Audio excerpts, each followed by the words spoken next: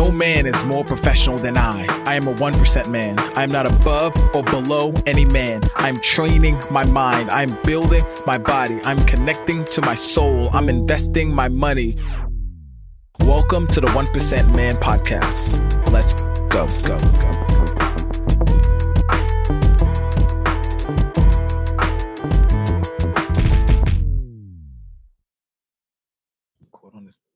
Three, two, one. Welcome back, my brother, to the 1% Man Podcast. I got my good friend Ari here with me. Ari, hey, what's up, Ari? That's literally, I love that because that talks to our relationship. I swear to God, that talks to our relationship right there. If you guys ever just have a good friend where you guys just connect, you guys don't really need to like start a start and a stop point. You guys can just like pick up where things left off. That's how I am with Ari. But I really, today's such a great day because Ari's like the, I would say the mastermind behind all the, any course that you see about money that we have. And anytime we talk about money, like she's the one that I go to and I'm like, hey, what do you think about this? Hey, what do you think about this? Hey, what do you think about this? So she's the one that really orchestrates stuff in the background. So you guys would always have somebody like Ari on your side. Ari's a money coach with people making 6, 7, 8 figures. So she understands money like nobody's business. I'll tell you that. She's an expert in her field. But biggest thing, Ari, today, before we dive in and go into, the mindset about money and all that, I want to ask, what is your favorite color and why? Oh my, I honestly don't have a favorite color because it kind of just depends don't on be one of those people. I know don't be one of those people. I have always been like, it just depends on my mood. I'm a very colorful person. But like, I guess usually maybe like some sort of purple-y or like aquamarine or I almost always write in purple pen. All my pens are dead right now, the purple ones, but it's a problem, I guess, for all. But I really don't have one.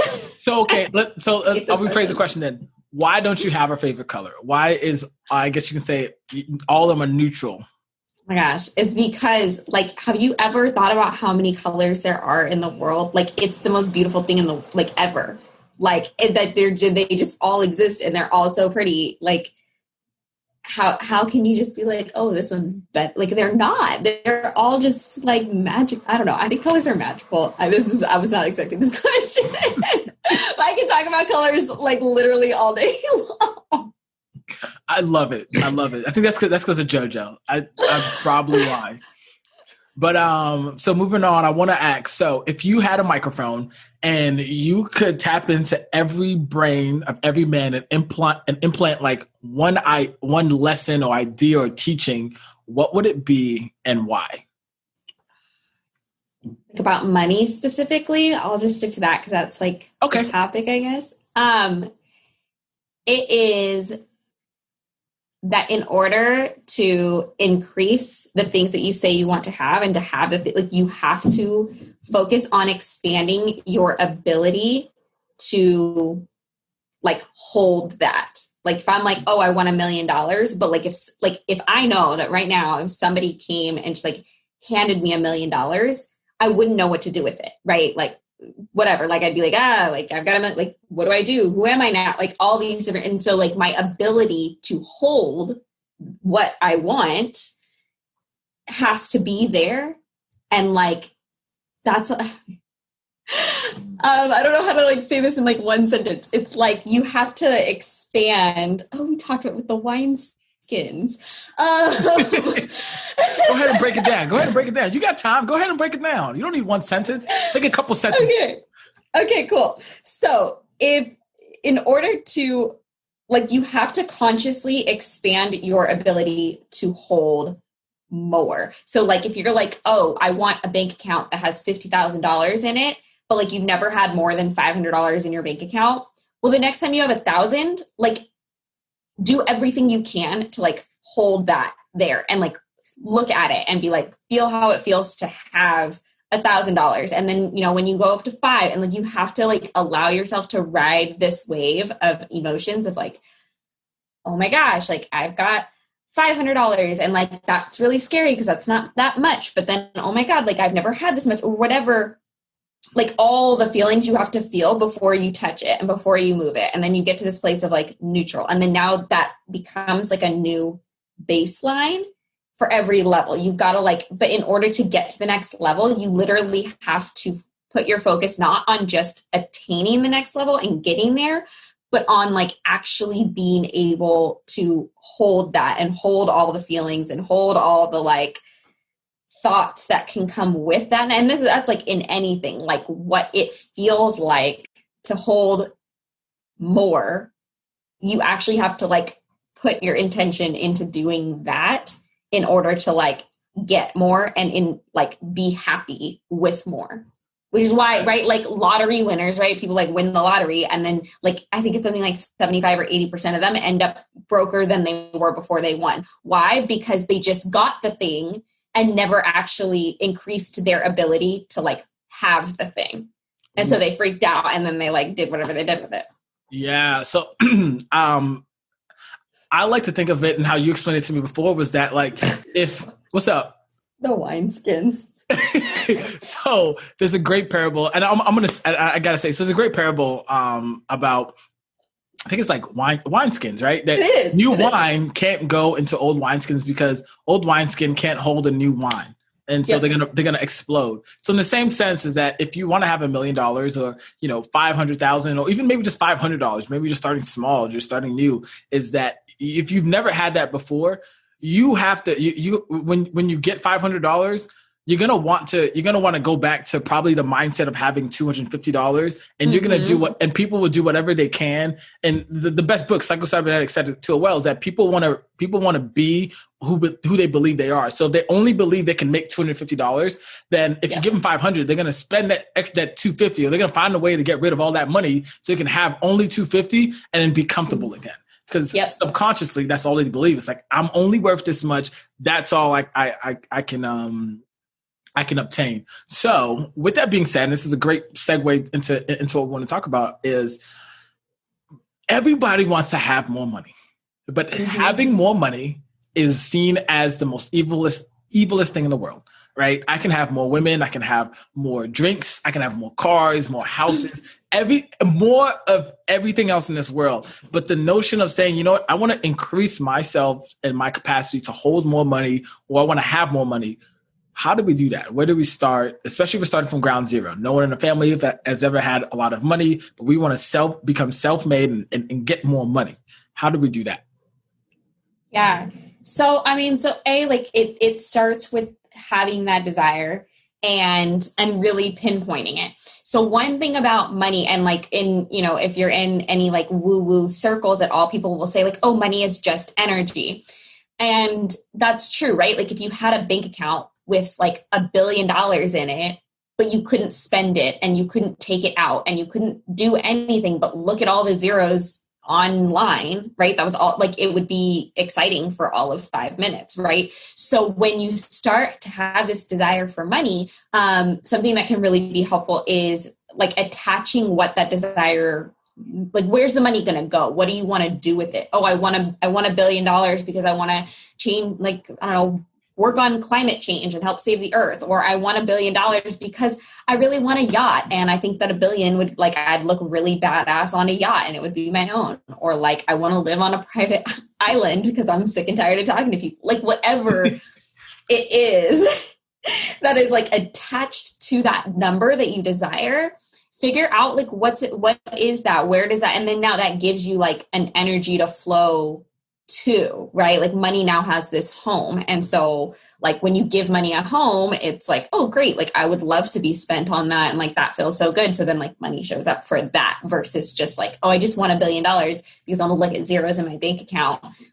That's not exciting. So you're not really going to be motivated by that for very long. You know what I mean? Yes. So, true. So I would start there. Like, why do you desire the money? What do you want it for?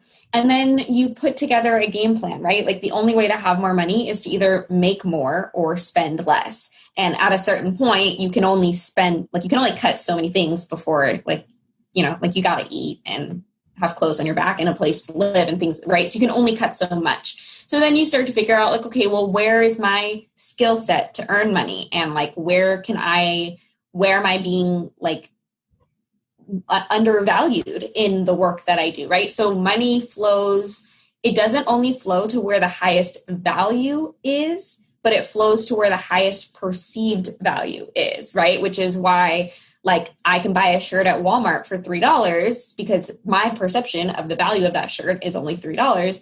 Or I could go to, Fendi and spend $3,000 on a shirt. It accomplishes the same thing, but the perceived value is different. So if you're not making enough money in your job, or, so do you need a new job, or do you need to up your skill set, or do you need to just like go ask for a raise? Like, where is the value of what you are doing? Like, how is that being perceived, and how do you increase the perceived value there? I want to put a point on that, and I have to ask, how can a man increase his perceived value for himself? Is it possible for us as men to increase our perceived value?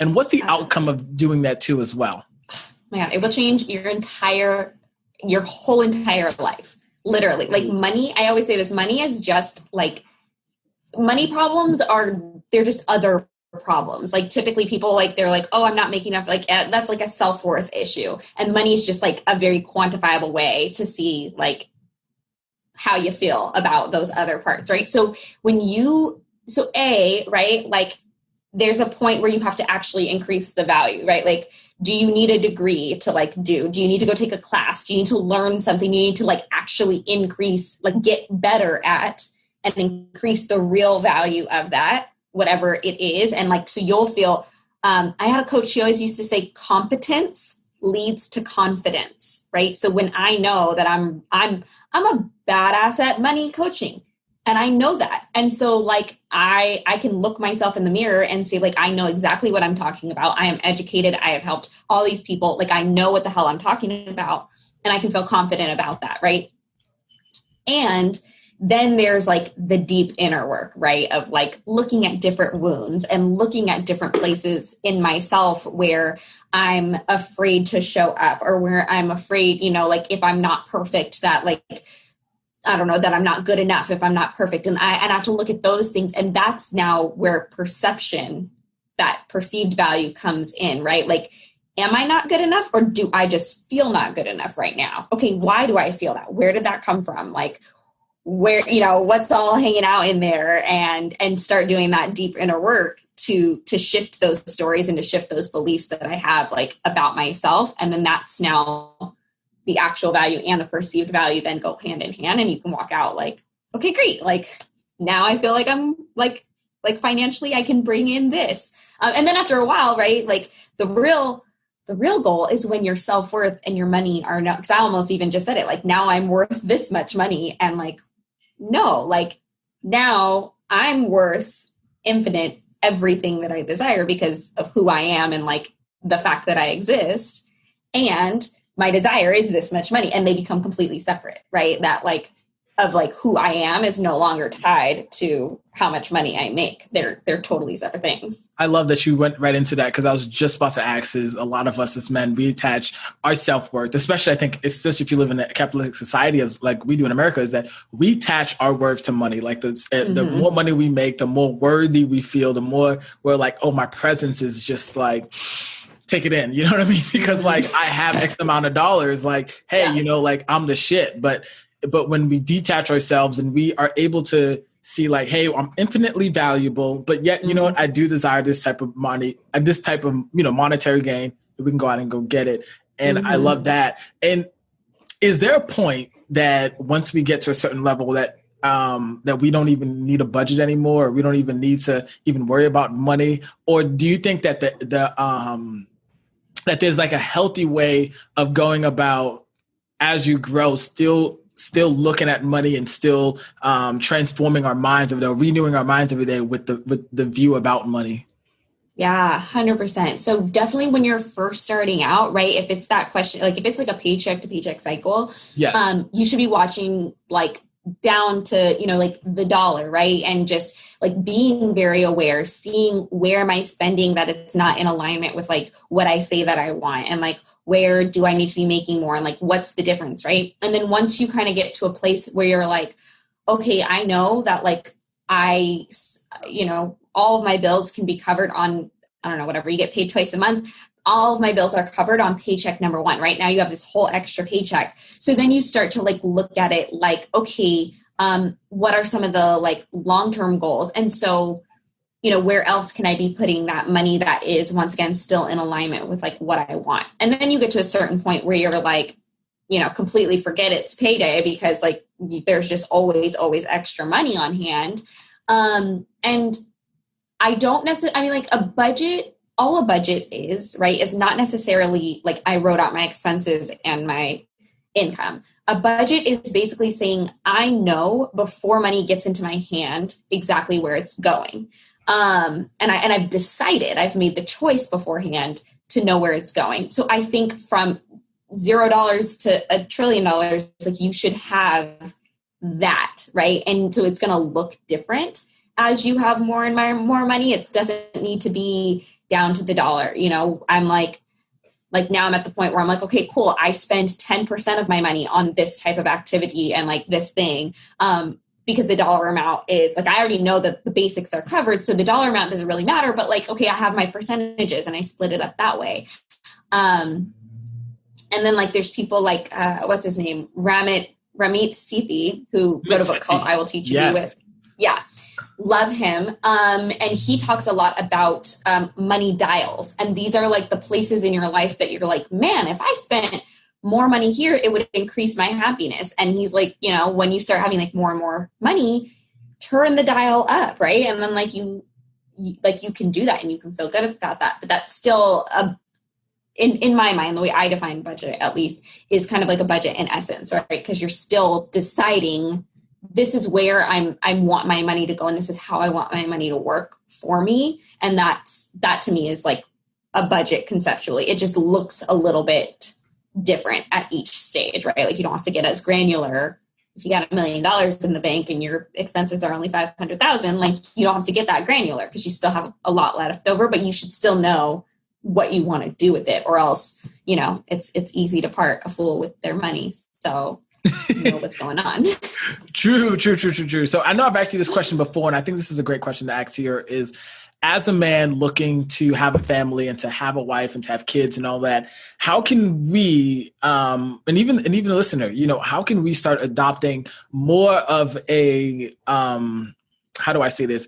I don't want to say like wealth mindset or even like a leader type mindset, but putting ourselves in that father role of where we have to look over the finances and be able to say, okay, we got to start delegating as if we're the head of the household. How can we start putting ourselves in that role? Is there things that is it, you know, tactics, or is there a skill that we can learn, or is there something that we can start doing now to prepare us for the future?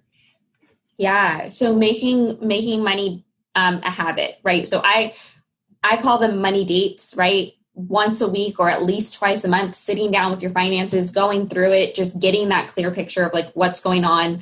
You know, are the decisions that I made in the last week in alignment with my goals? And if they are, great. If they're not, what do I need to do next week to change that and to like become more in alignment? And so whether like I like to take myself on a date because it makes me feel fancy and luxurious, but like whatever that is that you're spending that time intentionally.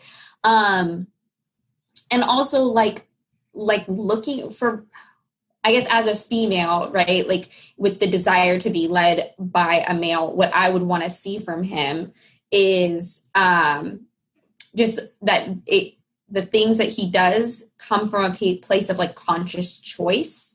And I think that's like a really, like, to me, that's leadership of like, things are not just like happening. He's not just like allowing things to just happen, whether that's financially or job wise or health or whatever. But that he kind of looks and says like, okay, cool. Like life is not happening to me. I am like co-creating life at the same time. And so I'm making these decisions and there's intention behind them. There's real thought behind my actions and behind the things that I get up and do every single day. And even when, right, even if like, it's like, oh, I want to play video games for 2 hours a day, when that comes from a place of like conscious choice versus like, oh, I ended up on the couch and like, it was 2 hours later, like even that to me is still a sign of leadership of like, whatever it is that you're doing with your time and your money and your energy, it comes from a place of choice, because if you can do that for yourself, I know that you can do that for like me and for our family, and that like, I can trust that that's like a skill you've got.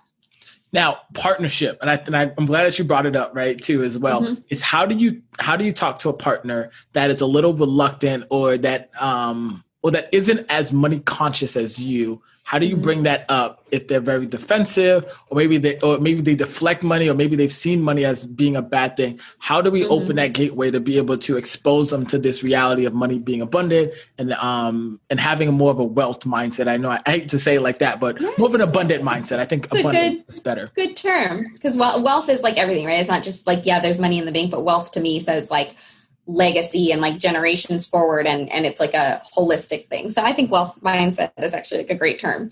But okay, so like you can't change anybody, and you are gonna drive yourself bonkers trying to. So the first thing, and I've had to do this in many relationships, is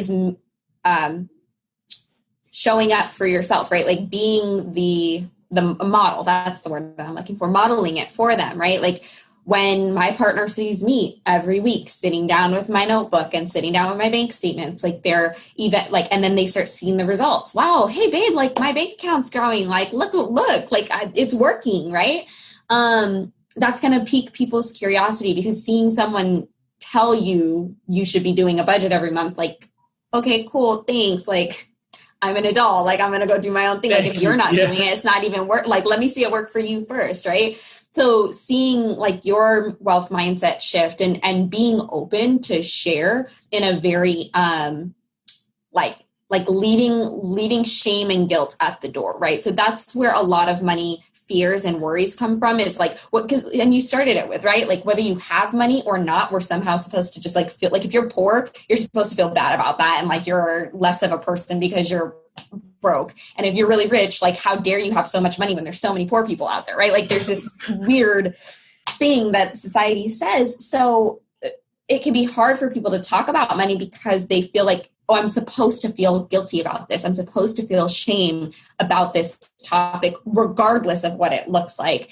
And so opening that door and like creating a really safe, open and honest line of communication and letting you know, like, look, I'm not here to judge, like whatever it is, good, bad, indifferent, and not even good or bad, right? Like in alignment or out of alignment with what we want. Let's just talk about it, because once we've talked about it, then we can make a game plan to get there. If we're not, and it really, but it definitely has to be a very like judgment-free space. And I think it's hard to do that for another person if you haven't learned to do it for yourself yet, which is why I say like start with you and like start modeling that for yourself and for them to see first before trying to open that door.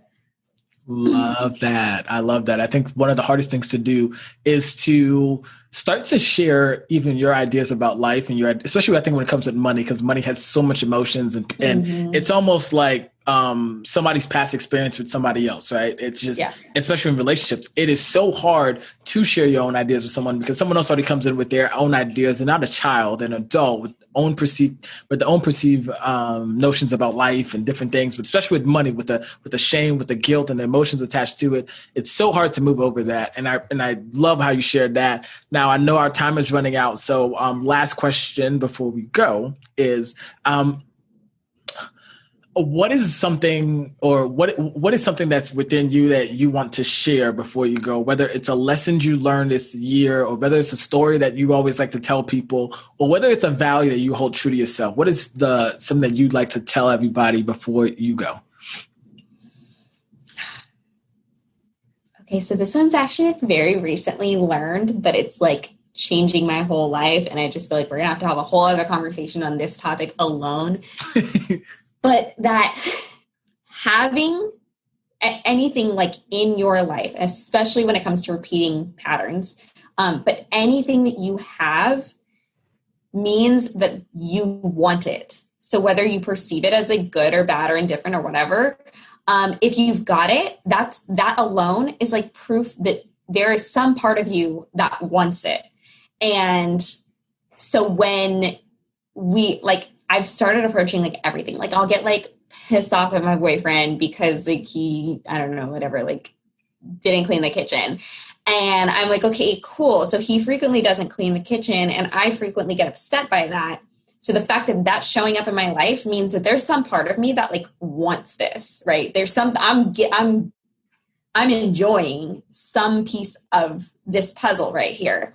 And then I start like digging and I'm like, oh, okay, cool. Like if he doesn't clean the kitchen and then I can spend like, I can get mad at him and I'm totally like, I've got this righteous indignation and like, that feels really good. I feel so justified being irritated right now. And I can like be in a shit mood and like, so, okay, cool. So you kind of like enjoy the fact I've been like reading this book and highly recommend. It's called Existential Kink and it's so freaking good. It's like changing my life.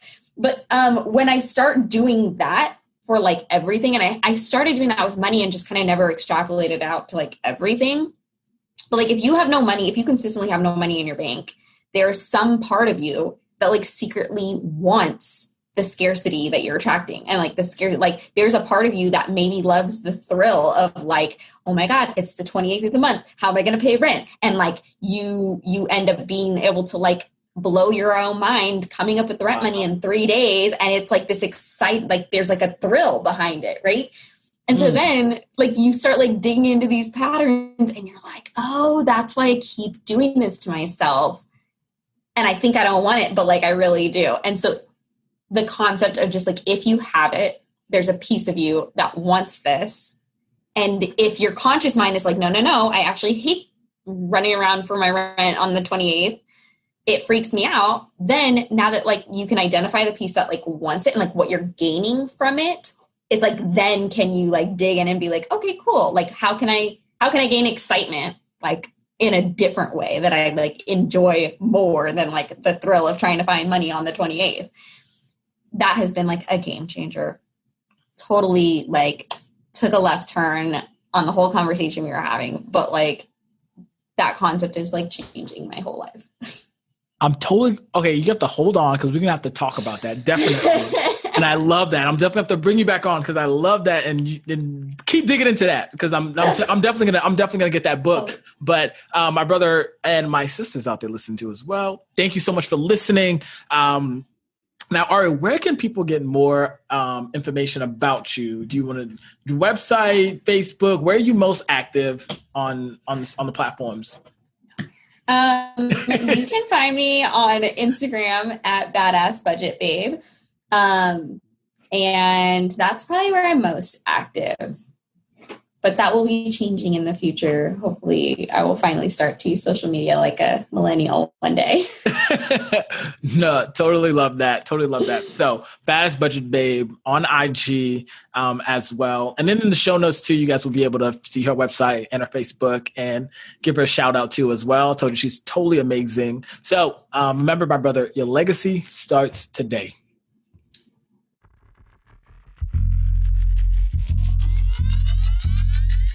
Thank you, my friend, for tuning into today's episode. This means so much to us over here at the 1% Man community.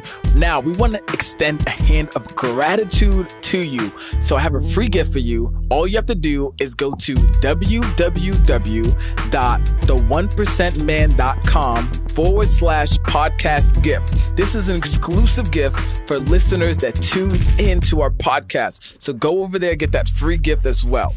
And now I have two simple acts of you. One, hit that subscribe button and leave us a comment and a 5-star review because that helps us to see what you love about the podcast and that helps us to bolster up in the rankings so more people can find us and listen to this pertinent information that we have for men of today's age. Last but not least, I want you to go back and listen to this podcast. Find just one thing that you can implement in your life today so you can move forward. Remember, progress over perfection. And till next time, my friend, your legacy starts today.